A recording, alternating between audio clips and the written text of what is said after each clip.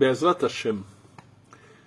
Le Shabbat qui vient, qui est de la paracha de Va'et Hanan, cette année, il y a une chose qui arrive assez rarement, depuis des années, c'est pas arrivé, que le même jour, donc ce Shabbat, il y a aussi un événement très important, ce jour dans le mois de Av qu'on appelle le Tou B'Av, le 15 Av, où plusieurs événements très importants se sont passés.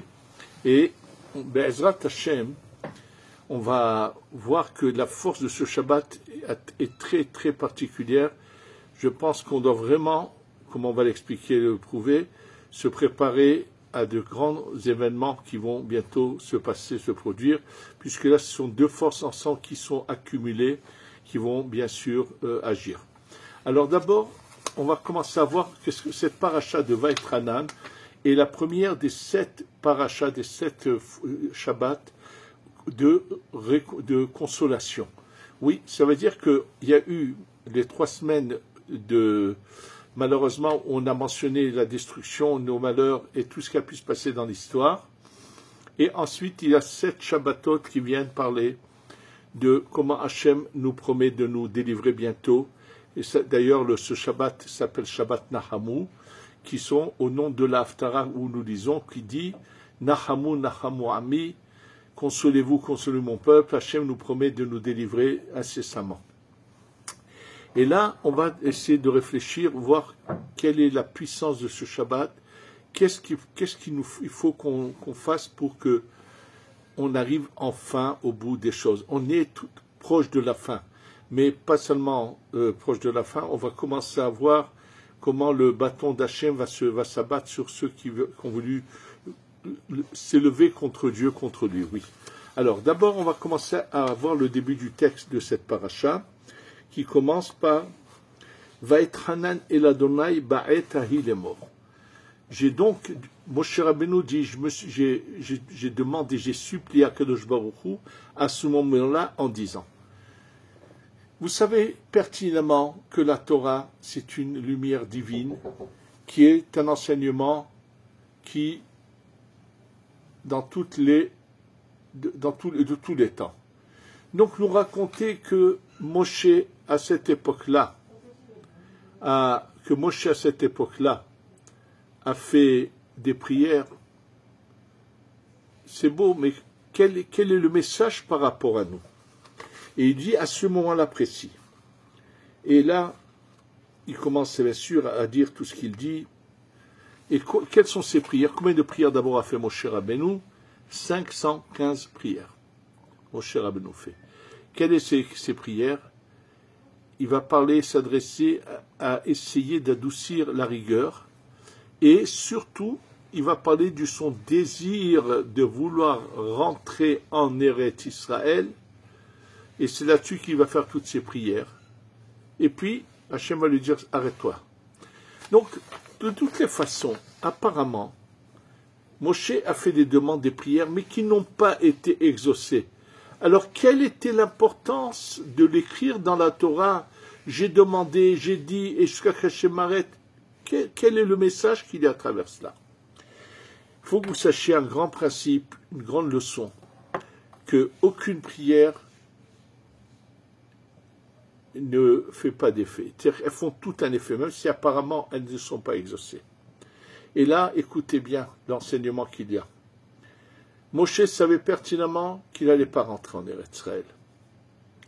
Donc, il savait pourquoi il fallait qu'il reste dans le désert, parce que sans lui, tous ces malheureux qui ont mal agi à la suite de la faute des explorateurs, qui n'ont pas voulu aller foncer, rentrer en Eretz Israël et commencer à redire, et qui a provoqué que pendant presque 40 ans, des gens, tous les ans, à Tisha B'Av, vont mourir. D'ailleurs, je vais vous mentionner tout de suite les paroles de la Gemara, pourquoi le 15 Av est un jour de fête, entre autres, c'est une des raisons, et c'est que une certaine année, le 15 Av, se sont arrêtés de mourir ces condamnés à mort de la faute des explorateurs.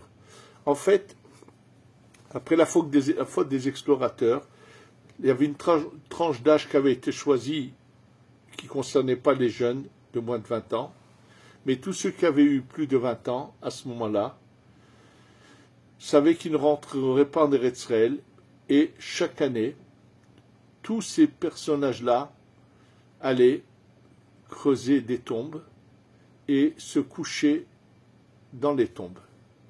Et le lendemain, c'était le 9 av, et le lendemain, tous ceux qui étaient encore en vie sortaient, savaient que cette année ils seront encore là, et tous ceux qui étaient partis, les autres allaient et allaient recouvrir leur corps de la terre qu'ils avaient eux-mêmes creusée. Oui, malheureusement, c'était ça, et ça s'est passé. Après, je vous expliquerai qu'est-ce que ça veut dire que ça s'est arrêté le 15 av, on va le voir plus tard. Donc, et maintenant, tous ces gens-là n'ont une chance que lorsque va venir bientôt le Mashiach, à la résurrection des morts, grâce à qui ils vont pouvoir revenir en Eretz Israël, ça va être grâce à Moshe Rabbeinu. C'est lui qui va les faire de nouveau, qui va finalement les faire entrer en Eretz Israël. Donc, Moshe savait pertinemment qu'il avait un devoir, qu'il avait l'obligation de rester, de ne pas rentrer en Eretz Israël pour pouvoir faire entrer cette génération qui avait commis cette grave erreur en envoyant les explorateurs et de les avoir écoutés. Donc, pourquoi il y a tant de tfilotes? Et ces tfilotes, on en parle chaque année au même moment. Sachez que Moshe Rabbeinu a vu toutes les générations à venir. Et il a vu qu'il y aura des moments où il faudra que sa prière agisse pour que se déclenche le processus de la délivrance. C'est vrai, il a failli arriver à plusieurs moments, mais ce n'a pas été le cas. Et là, donc, maintenant, plus on approche du moment de la finalité de ce moment, plus ces prières de Moshe Rabbeinu vont avoir une puissance pour faire aboutir cette délivrance que nous attendons, absolument. Donc c'est pour ça que c'est à ce moment-là précis. Tisha B'Av que nous avons passé est une allusion à la destruction, à ces mondes qui sont détruits avant la création du monde. Et Vaetranan, c'est la paracha qui vient nous enseigner la réparation, qui va finalement aboutir à la venue du Mashiach avec la résurrection, le retour en Eretz Israël de tout le monde, la résurrection des morts. Et d'ailleurs, c'est pour ça que c'est une prière qui consiste à demander à Hachem à revenir en Eretz Israël. Donc cette prière, chaque année, elle va se réveiller. Donc ce n'est pas quelque chose qui s'est passé seulement. Chaque année, quand nous lisons ce texte, cette prière de Moshe va se réveiller et va essayer d'agir pour que ça y est, nous aboutissons. Surtout que nous sommes en fin de parcours. Et là, comme je vous l'ai dit, cette année, c'est quelque chose de très particulier. Que le 15 av, qu'on va le voir tout de suite, le 15 av, c'est exactement 40 jours avant le début de la création du monde. Quand je dis création, ça veut dire le monde de la réparation de ce verset qui est le premier verset de la Torah, Bereshit bara Elohim et hashamayim et haaretz, c'était le 25 Elul. Donc 40 jours avant, il y a quelque chose qui se déclenche chaque année. Et pour comprendre ce qui se déclenche chaque année, on va expliquer ce qui s'est passé le 15 av. Parce qu'en expliquant ce qui s'est passé le 15 av, on va comprendre pourquoi il est la source de la réparation, qui va aboutir à l'étape suivante où on va passer à continuer à monter encore plus haut et réparer encore plus. Et là, comme je vous l'ai dit, cette fois, le 15 av tombe le Shabbat où on va lire cette paracha de Vaetranan. Donc maintenant, on va passer aux événements du 15 av, et ensuite, on va comprendre comment cette union comment elle va agir, et on va aussi expliquer on va voir comment Hachem a décidé de prendre le bâton et de commencer à agir, et des événements auxquels il faut s'attendre, qui vont bientôt se passer devant nos yeux. Alors, ce qui concerne le 15 av, se trouve à la fin de la Gemara de Masechet Ta'anit, d'Aflamet, page 30, au deuxième côté de la page, la Gemara parle de cette Mishnah qui dit Lo ayu yamim tovim le Israël, kemo Yom Kippour et le 15 Av. Elle mentionne deux jours importants. Alors, Yom Kippour, la Gemara dit que c'est sûr c'est un grand jour. La Gemara dit, je comprends que Yom Kippour est un grand jour, puisque c'est un jour où Hachem nous pardonne nos fautes, et les deuxièmes tables de la loi ont été données le 10 Tishrei, donc le jour de Kippour.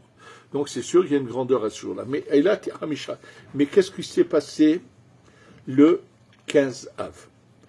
Alors, il y a beaucoup de choses qui se sont passées, entre autres. Il faut savoir que la pire des calamités, c'est notre désunion. Et que lorsque nous sommes unis, tout s'arrange. Oui, il y a un sujet qui n'est peut-être pas connu du public, mais lorsque le partage d'Eretz Israël a été fait dans le désert par Moshe Rabbeinu, c'est pas Moshe, il y avait un tirage au sort et ainsi de suite, il y a eu un problème qui a été soulevé. Il y a un personnage qui s'appelle Tzelophrad, qui lui, normalement, aurait dû rentrer en Eretz Israël, mais il va commettre une erreur qui va lui coûter la vie. Il va être condamné à mort. Et ce qui se passe, c'est que les filles de Tzelophrad viennent chez Moshe et lui disent, mais bon, si leur père était rentré en Eretz Israël, il aurait reçu une parcelle de terre, qu'il aurait ensuite, il n'avait pas de garçon, il n'avait que ses 5 filles, elles auraient hérité de cette parcelle de terre. C'est vrai qu'il est mort, mais pourquoi on ne leur donnerait pas en Eretz Israël, quand elles vont rentrer, cette parcelle qui aurait dû revenir à son père, la partager entre elles? Et Moshe demande à Hachem, Hachem lui dit, ouais, elles ont raison, elles recevront la parcelle de terre en Eretz Israël qui devait être à leur père.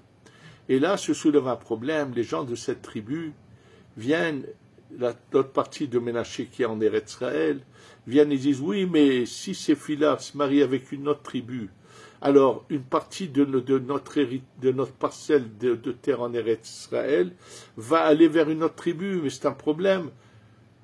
Et Hachem, il dit, oui, il faut qu'elles se marient uniquement avec des gens de leur tribu, pour pas qu'une partie des terres de la tribu de Ménaché, de la partie qui est en Eretz Israël, passe à une autre tribu. Sachez que cela, c'était une erreur fatale. C'est une erreur. On n'est pas 12 peuples, on est un peuple avec 12 identités différentes. Quand est-ce qu'ils ont compris que c'était stupide d'avoir demandé une chose pareille, et que donc une fille qui hérite une terre de son père pourra se marier même avec une personne d'une autre tribu? C'est une fois, dès qu'ils rentrent en Eretz Israël, le premier 15 Av qui rentre en Eretz Israël, ils se mettent à réaliser qu'ils avaient une vue qui était fausse. On doit arrêter cette désunion, on doit être tous unis. On peut avoir des idées différentes, avoir une identité différente, avoir des opinions différentes, mais en restant unis et en s'aimant les uns les autres. Pas ce combat qu'on fait ici en Israël. D'un côté, c'est que Dieu préserve cette extrême gauche qui n'a pas arrêté de manifester depuis que le Premier ministre Benjamin Netanyahu a été de nouveau passé aux élections. Ils ont voulu par la force, et malheureusement, pendant toute cette période, nous avons eu ces événements tragiques dont nous n'avons pas encore fini. Absolument, ils auront des comptes à rendre parce que leur combat de haine qu'ils ont mené n'a fait que du tort au peuple d'Israël. Ils ne sont pas les seuls. C'est tous ces extrémistes aussi du côté religieux antisioniste auront aussi des comptes à rendre là-dessus, d'avoir combattu le reste du peuple d'Israël avec leurs idées complètement tordues. Ça, c'est le premier événement qui est mentionné, qui s'est passé le 15 Av. Donc, finalement, on a dit qu'une fille qui a hérité d'une terre pourra se marier avec qui elle veut. Il n'y aura pas de limite. Maintenant, encore, il y a d'autres choses qui se sont passées. Ensuite, il y a eu la Gemara mentionne le jour où se sont arrêtés de mourir les gens du désert. De quoi s'agit-il? En fait, les explorateurs sont allés explorer la terre d'Eretz Israël. C'était l'année après la sortie, c'est-à-dire plus d'un an après la sortie du peuple d'Israël. Et finalement, ils sont allés pendant 40 jours, et il y a eu un décret que pendant 40 ans allait mourir cette génération. Et donc maintenant, il y avait un doute. Comment sont comptés les 40 ans? Est-ce que c'est 40 ans à partir de la mission des explorateurs et non pas à partir de la sortie d'Égypte, puisque c'est juste après qu'ils ont fait ce qu'ils ont fait? Et dans ce cas, donc, la dernière année, ils pensaient, si on compte par rapport à la faute des explorateurs, donc il y a encore des gens qui doivent mourir. Il y en avait plus de 15 ou 16 000 chaque année qui restaient dans leur tombe, hein, malheureusement. Et voilà qu'une année, la dernière, les gens se creusent leur tombe, ceux qui pensent qu'ils sont encore dans cette catégorie de ceux qui doivent encore partir, et le lendemain, tout le monde se relève. Ils se sont mis à penser, bon, ils n'avaient pas de calendrier, ils ont dit on a du mal à calculer. Donc ils vont de nouveau se remettre dans la tombe. Et ça va durer comme ça chaque soir quand le 15e du mois, il va venir se coucher, il regarde, mais c'est la pleine lune. Si c'est la pleine lune, ça veut dire qu'on est le 15, donc c'est pas possible. Ils ont réalisé que Hachem, que Dieu a eu pitié, et a fait que le compte soit fait par rapport à la sortie d'Égypte, et donc c'est fini. Il y a encore un autre événement qui était une sorte de joie. C'est marqué qu'on arrêtait de couper le bois qui servait sur l'autel pour brûler les sacrifices. Ça veut dire qu'on arrêtait d'aller couper du bois. Bien sûr, apparemment, parce que le bois, la chaleur n'est plus la même, il risque d'avoir des vers dans le bois. C'est vrai, mais il y a une image derrière tout cela. Vous savez ce que ça veut dire qu'on a arrêté de couper du bois? L'image que veut donner la Gemara, c'est que chaque année à ce jour-là, il y avait un événement important. C'était le jour des rencontres des futurs époux. Absolument, il y avait une grande fête qui se passait le 15 Av, où il y avait une fête où toutes les filles sortaient. Et il y avait des représentantes qui disaient « Regardez la beauté, regardez la famille, regardez ci ». C'était une fête avec quatre vieilles femmes représentées chaque groupe de filles, et il y avait des rencontres qui commençaient le 15 Av. Et vous savez quand est-ce qu'ils aboutissaient à décider si oui ou non?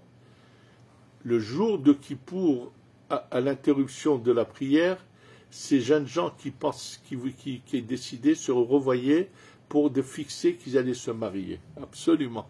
Le jour de Kippour. Donc, en fait, c'est un jour d'union, de rassemblement, où on va fonder des foyers, on va être unis les uns aux autres. Ne peut vivre en collaboration, ne peut vivre ensemble que des gens qui savent se respecter, sans que l'un coupe la tête de l'autre. L'homme est appelé l'arbre qui est Adam Etzasadeh, l'homme est l'arbre des champs. On a arrêté de se couper la tête les uns des autres. C'est-à-dire que c'est un jour d'union et de réunion. Il faut le savoir que ce jour-là donc est le prémisse de notre délivrance, puisque si on est unis, Hachem peut nous délivrer sur le champ. Nous savons très bien qu'à l'époque de David, où il y avait cette guerre entre ceux qui voulaient continuer la royauté de Shaoul et ceux qui ne voulaient pas de David, ceux qui voulaient David, quand David sortait à la guerre, combien de morts? Alors qu'ils étaient tous des bons pratiquants, mais malheureusement sans qu'il y ait l'union entre les personnages. À l'époque de Achav, qui est un idolâtre, mais ils sont tous unis, ils se respectent les uns les autres, personne ne tombe au combat. Donc c'est ce jour-là où il y a une lumière particulière, comme dit le Ben Ishraï, la Shechinam va monter, va s'élever, et cette année, ce jour-là va être le même jour où on va lire cette paracha de Vaetranan, ce Shabbat. Donc c'est deux forces puissantes ensemble qui vont se réunir pour faire venir la Géoula. Et sachez qu'on est proche et qu'Akadosh Baruch Hu a décidé de prendre le bâton. Oui, Hachem a décidé de prendre le bâton et de commencer à agir dans le monde. Et on va voir qu'est-ce que ça veut dire qu'Hachem prend le bâton, que rien ne reste impuni là-haut.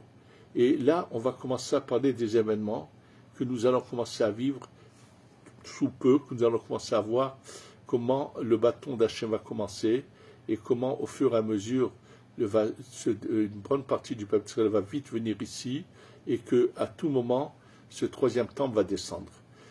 Je vais vous lire tout de suite un texte qui se trouve dans les écrits du Harizal, au début d'un livre qui s'appelle le Sha'ar HaKavanot. Tout début de ce livre, il y a un texte qui viendrait soit du Harizal, soit de son maître, le Rav Moshe Cordovero.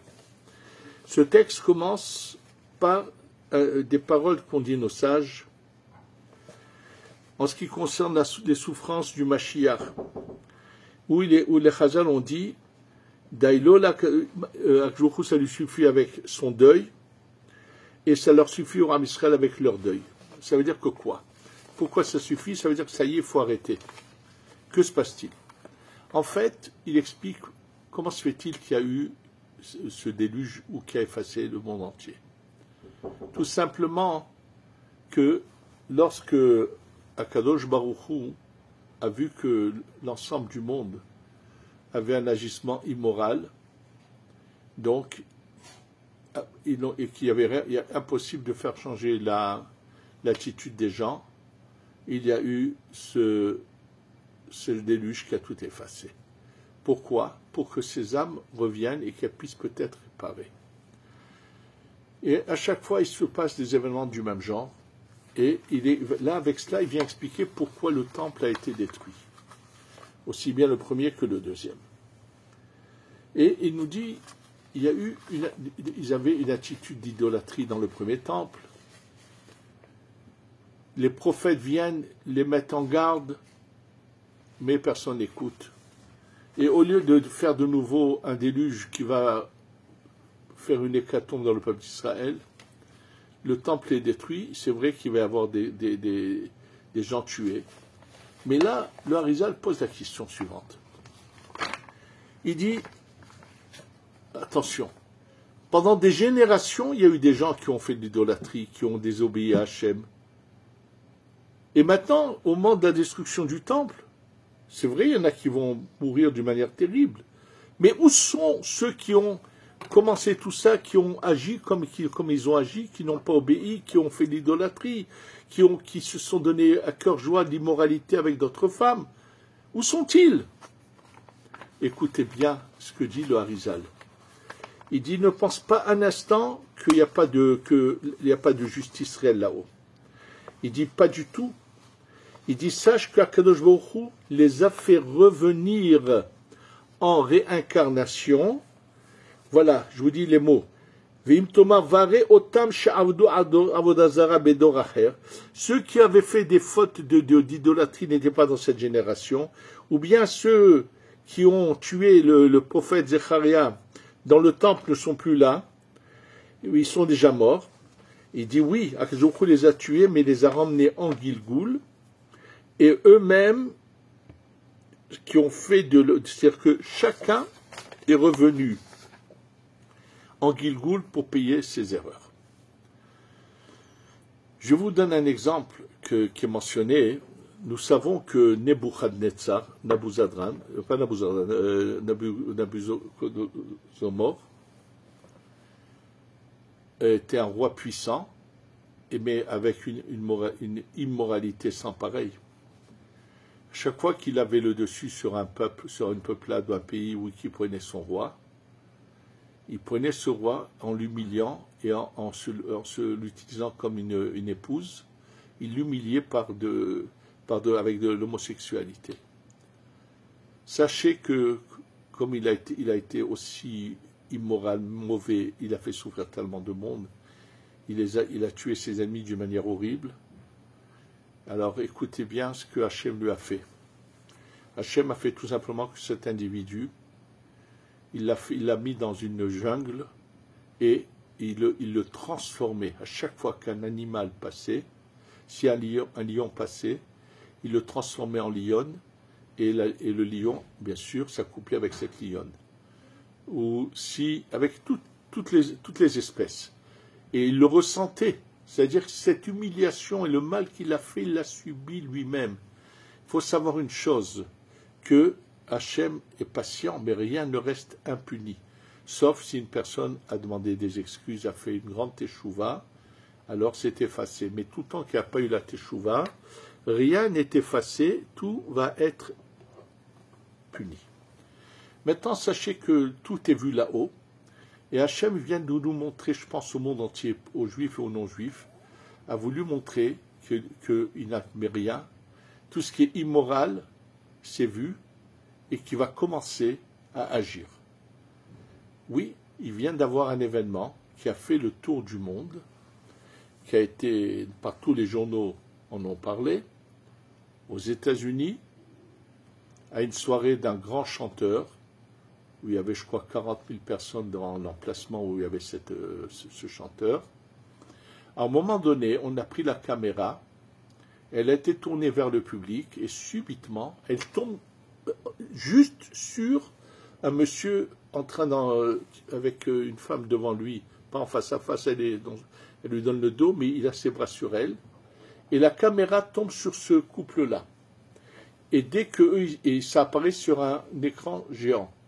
Et dès qu'eux voient qu'ils apparaissent sur l'écran, tout de suite elle se tourne, lui se baisse, et bien sûr ça va provoquer le désir de chacun de savoir ce qui se passe, et en un clin d'œil, le monde entier va le savoir, que lui est un homme marié qui a trompé sa femme, qui dirigeait une boîte, une grosse boîte, il avait une paye de très grosse fortune, c'est-à-dire il recevait une paye très importante, et elle était une femme également mariée, en fait, qui avait déjà quitté son premier mari pour aller avec un homme riche, et qui maintenant de nouveau trompait son mari, et ils se sont retrouvés, que le monde entier a vu cela, et bien sûr, l'homme, sa femme l'a jeté, et elle a déclaré qu'elle était déçue, bref, lui, elle, son mari, bien sûr, l'a jeté, disons.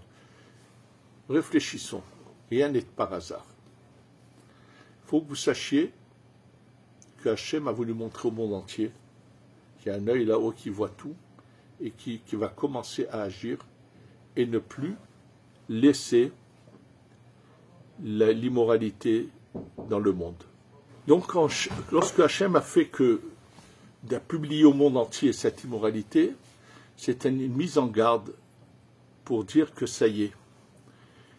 On arrive au moment où Hachem a décidé de commencer, puisqu'il va bientôt se dévoiler avec la venue du Mashiach, ou après la venue du Mashiach, je ne sais pas combien de temps après, tout le monde va être jugé de toutes les générations. Il faut savoir que c'est sûr que déjà Hitler a dû subir beaucoup de choses terribles. À chaque fois que vous pouvez voir dans les endroits où on filme les animaux, où on voit comment des fois un animal puissant se jette sur un autre animal et est en train de le déchirer, vous pouvez être sûr que cet animal qui est déchiré à ce moment précis, certainement Hitler et sa clique, rentrent dans ces animaux qui subissent, bien sûr, mais c'est qu'une partie. Maintenant, il faut savoir, comme je vous l'ai dit, que Hachem, il est patient, mais il faut que tout le monde sache qu'il y a l'épée de Damoclès qui se trouve au-dessus de la tête de chacun, et qu'un beau jour, tout le monde doit payer. Simplement, pourquoi Dieu, Hachem, ne punit pas tout de suite? Il veut donner une chance aux gens de se rattraper. Vous pouvez vous imaginer, c'est clair, que tous ces Allemands qui ont, pendant la Shoah, pendant l'Holocauste, ont été des criminels, ou bien les Ukrainiens qui ont été leurs amis, leurs collaborateurs totaux, tous ces gens-là qui ont fait tant de mal, bien sûr qu'ils doivent tous payer. Ils n'ont pas encore payé, mais ils vont commencer maintenant à payer. Quand je parle des Ukrainiens, je n'oublie pas, attention, qu'on appelle ça, la rafle du Veldiv, en France, la collaboration pendant la guerre, où malheureusement un grand nombre de Français ont collaboré. Eh bien, il arrive le moment où on leur a donné une chance, ils sont revenus, mais au lieu de réparer, ils vont au contraire aller encore plus dans ce chemin. Il faut savoir que dans l'histoire, il y a eu un roi qui s'appelait Titus, qui a carrément dit à Dieu, quand il était sur un bateau, « Ah, tu me combats dans la mer, viens, je vais sur la terre, viens me combattre. » Oui, c'est inimaginable, mais il y a eu des personnages dans l'histoire qui étaient de si grands idolâtres qui avaient le culot de vouloir affronter Dieu. Quand je dis qu'il y a eu des personnes dans l'histoire, il y en a aussi aujourd'hui. Il y en a aussi aujourd'hui qui veulent affronter Dieu sans se gêner et qui le montrent clairement. Il ne faut pas réécrire l'histoire. Tout celui qui lit la Bible sait pertinemment à combien de fois, de reprises, c'est mentionné, quand Dieu dit à Abraham, la terre d'Israël, je la donnerai à ta descendance. Absolument. Bien sûr, il y a eu des erreurs commises par les frères de Yosef quand ils vendent leurs frères, qui va les emmener dans cet exil égyptien, mais ensuite ils reviennent, ils retournent sur la terre d'Israël. Et à ce moment-là, bien sûr, que Hachem met en garde que si on ne suit pas la bonne voie, il va nous exiler en dehors d'Eretz Israël. C'est un temps précis qui s'est fini, où il arrive le moment maintenant où cette terre va revenir à ceux à qui Dieu a voulu la donner. C'est lui le Créateur, c'est lui qui décide de tout, et lui a décidé, il avait toujours décidé. Quand aujourd'hui, ce monsieur qui dirige la France aujourd'hui, qui est son président, a annoncé qu'il voulait reconnaître l'État palestinien, à part son antisémitisme profond qu'il a exprimé à travers cela, il n'y a pas de différence entre l'État d'Israël et le judaïsme et les juifs dans le monde entier. Il ne faut pas faire de jouer avec les mots. Mais c'est pire que ça. C'était une déclaration de guerre à Dieu. Ça veut dire, je sais que Dieu a décidé que cette terre serait au peuple juif, et moi, je décide différemment. Ce n'est pas lui, puisque lui, c'est un homme qui a un ange qui le représente, mais ils ont un lien profond entre eux. Comme c'est quelqu'un de toute façon d'immoral qu'il a prouvé dans sa jeunesse en prenant la femme de quelqu'un d'autre. Là, il veut carrément se montrer par orgueil, se croire puissant, et c'est une manière de dire à Dieu, moi je fais ce que je veux, c'est pas Dieu qui décide à qui donner cette terre. Celui qui se permet de parler comme ça, il faut qu'il sache qu'il va avoir la même fin que Titus. Titus, c'est que dès qu'il est venu sur la terre, il s'est passé un événement où un insecte lui rentre par le nez et va lui faire une fin tragique où il va partir. Ce président français, il faut qu'il le sache, il a tout intérêt à se préparer son cercueil. Dieu va lui montrer ce que ça veut dire vouloir être aussi effronté et vouloir avoir des déclarations contre Dieu. Ce n'est pas contre le peuple juif seulement, mais contre Dieu qui a dit que cette terre serait donnée au peuple d'Israël et que cette terre va revenir entièrement, toute la terre, sans aucune part. Ces gens qu'on appelle ces Palestiniens qui sont des nomades qui étaient de passage, qui se sont installés là, je leur conseille vivement de se dépêcher de faire leur bagage et de s'en aller parce qu'ils ne pourront pas rester dans cette terre-là, quoi qu'il arrive. Mais ce n'est pas seulement pas seulement le président qui va devoir préparer son cercueil, mais c'est toutes ces personnes qui ont collaboré, ou bien à l'époque de Louis IX, qui ont brûlé une grande partie du patrimoine juif, et combien de fois dans l'histoire, mais surtout cette guerre de la Shoah de 39-45, avec la collaboration de Pétain et d'un grand nombre de Français. Il faut que vous sachiez qu'ils sont en train de tous là, ils sont tous aujourd'hui vivants, ils sont revenus, et que c'est la France entière qui va s'effondrer. L'Iran qui a voulu faire les malins avec tout le mal qu'ils ont fait dans l'histoire, ils vont commencer seulement à voir la main de Dieu. La sécheresse s'est abattue sur l'Iran, ce n'est que le début des plaies qui va leur arriver. Il va également se passer des événements terribles où ils vont avoir coup sur coup. Et bien sûr que là, comme je vous l'ai dit, Dieu a décidé de prendre le bâton. Si je parle de la France et de l'Iran, c'est ceux mais ils seront que les premiers sur la liste. Combien d'autres vont payer? L'Ukraine ne fait en ce moment que payer tout le mal qu'elle a fait aussi pendant la guerre. C'est pour ça qu'elle subit, que la Russie lui tient tête et lui fait constamment des morts et des destructions, tout ce qui se passe. Il faut que les gens comprennent que ça y est, nous sommes en fin de parcours et qu'Hachem ne tolérera plus qu'on s'attaque à son peuple et que tous ceux qui veulent combattre Dieu, qui s'attendent aux pires catastrophes. Et quand j'ai dit que le président français se prépare à un cercueil, on le verra bientôt, comme lorsque je vous avais dit dans un des cours, la fin de Joe Biden, et on a vu que finalement, sa fin, c'était qu'il a été éliminé des élections. Il faut savoir que là, ce n'est pas l'élimination de son poste, mais il va y avoir des choses terribles qui vont se passer bientôt en France. Et à tous mes frères du peuple d'Israël, je leur conseille vivement, tous ceux qui peuvent, de se dépêcher, de faire leur bagage, de vendre leurs biens, de venir. Et aux non-juifs qui vivent là-bas, qui ont de l'argent, je leur conseille vivement, ceux qui ont le respect de Dieu, qui n'ont pas cette d'immoralité, de prendre leurs biens, de se dépêcher d'emmener ailleurs, parce que les malheurs qui vont s'abattre sur tous ceux qui ont voulu du mal vont bientôt arriver, ils le verront. Oui, nous sommes en fin de parcours. Quand vont se réunir maintenant la prière de Moshe, avec cette réunion du 15 Av, vont s'unir ensemble, ça va être quelque chose qui va déclencher un processus qui est déjà en route, qui va aller en s'accélérant et qui va emmener la délivrance totale du peuple d'Israël sur sa terre. Il va s'installer partout sur sa terre et qu'il va y avoir la fin de tous ceux qui nous ont voulu du mal, comme le Hamas ou tous les autres, le Hezbollah, tous les Iraniens, tous ceux dans le monde qui ont voulu nous faire du mal.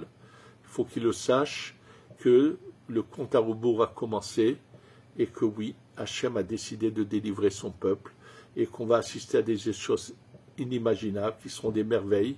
Surtout quand vous préparez-vous à attendre ce son du grand chauffard qui va annoncer la descente du troisième temple. Et oui, ça va être une surprise. Et Be'ezrat Hachem, nous allons incessamment vivre ces moments de délivrance totale. Et pour pouvoir nous continuer à mieux servir Hachem, mieux servir Dieu, nous métamorphoser grâce au Beth Amikdash et à passer à l'étape suivante pour continuer à rester éternel au service d'Hachem. Et on va voir ces moments bientôt se réaliser. Be'ezrat Hashem, Amen, Ken Yehi Ratzon.